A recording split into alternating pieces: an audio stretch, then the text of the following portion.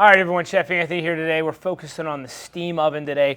I have very nice crab rangoons and veg rangoons that we made just on a little sprayed glass tray.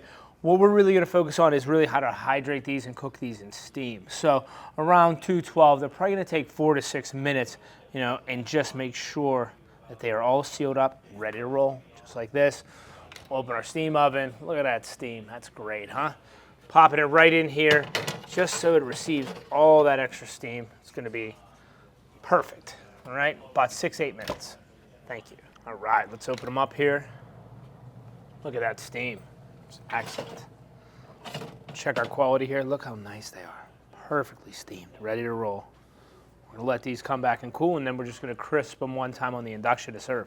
Finishing up the last stage in our wonton preparation and serving here. So we have the 36-inch induction. We have our parchment down, so we're not making a mess. Just a little oil. We're at about a 6.5, so maybe like 60%, a little over 60% right here. And now, just very nice. Look how crispy these look.